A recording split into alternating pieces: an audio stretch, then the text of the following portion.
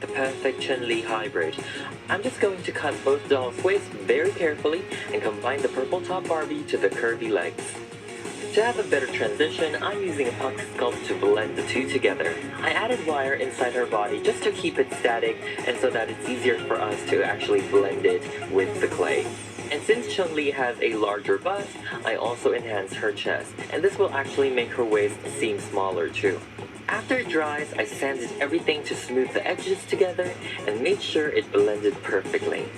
Carefully removing the legs, I'm gonna go start and paint the body to blend it all.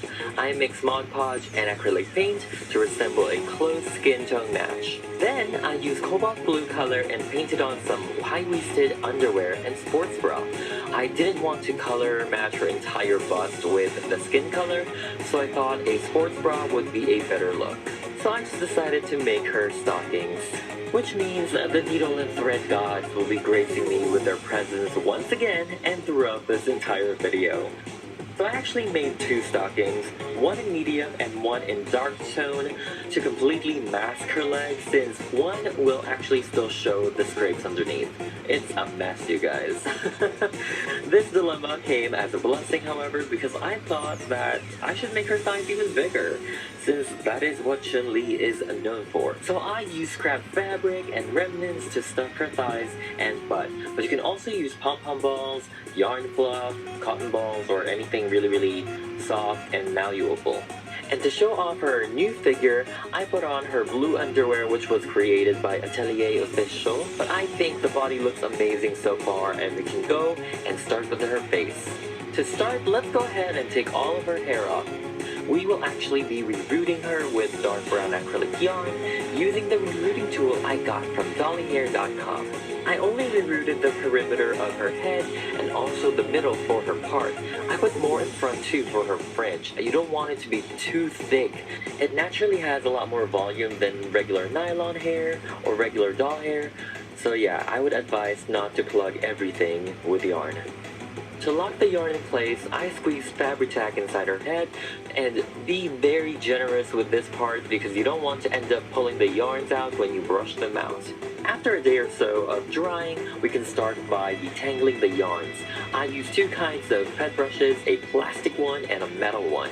The plastic is used to detangle and separate the yarns, and the metal one I use to make it more fluffy. Then I take my hair straightener and I started straightening the yarns section by section.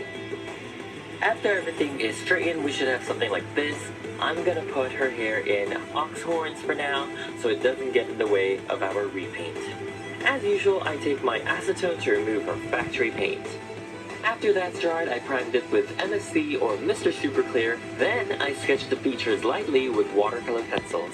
This look is actually very clean and minimal, and we're going to keep it that way. I gave her the iconic brows that she always rocks, which is a short and angled down brow. She usually wears solid lip shades, but I decided on a natural take on her lips by dotting pastels onto it. And then I go ahead and fill in her nostrils. I try to do this in most of my dolls just to give it more of a realism and attention to detail. I also wanted to give her some baby hairs on the sides, kind of like baby sideburns, to shape her face a lot better. She's usually given red eyeshadow that extends her eyes and also acts as a wing liner, so I went ahead and added that as well. Let's go give attention back to the brows by darkening the ends, and also giving her pupils and wing liner. Since Chun-Li's eyes are brown, I went ahead and highlighted the bottom part of the iris to be a little lighter and to have more of a warmer tone. It is a good way to show off color and also dimension when it comes to the eyes.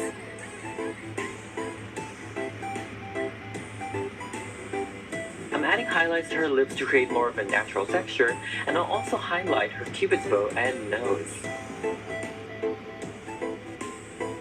I'm giving her a pair of subtle lower lashes in brown, just so that it doesn't compete with the rest of the minimal eye look.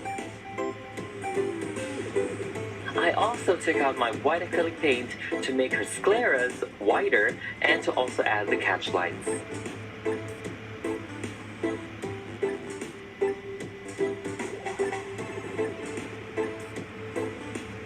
I forgot to film this part, but I also glossed up her lips. And with that, we are finished with her face up. Now it's time for her outfit. As usual, I'm pretty particular though with the fit and how things look on dolls, so I'm actually going to add pom-pom balls in her function, but I'm thinking because she uses her legs more, that these would actually help deal damage if she had gentle fists. Now let's go ahead and place it on her wrist, and when you guys remove made to move Barbie doll hands, be careful because it can also break. Surprisingly, everything breaks. For the bun cover, I just cut a circle out of a white fabric. I then whipped out this thin white ribbon and made a bow out of it with long tails. Then I painted the edges of the bun covers and the ribbons gold.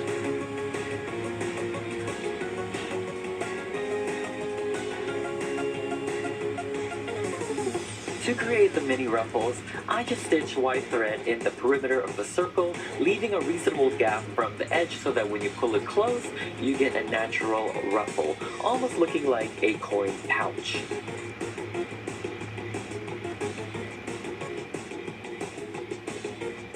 Then I'm just going to sew the bows in the end. Let's go and finally give her a haircut. I trimmed her fringe and I made it into a good length where we can still curl it and manipulate it. Then we can go unravel her buns and also trim the hair so it's not so bulky. She actually looks good with twin tails. She looks younger for some reason. After trimming her hair, let's go ahead and put her hair back into the ox horns very neatly, and we can go ahead and place the adornments on her hair.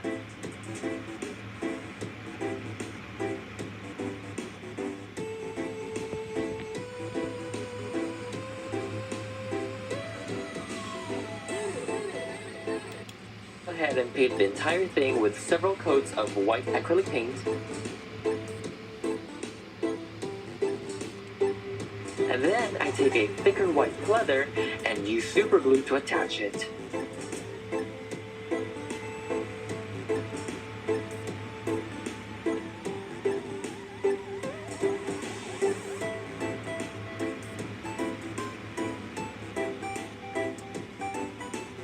And that completes our Chun-Li.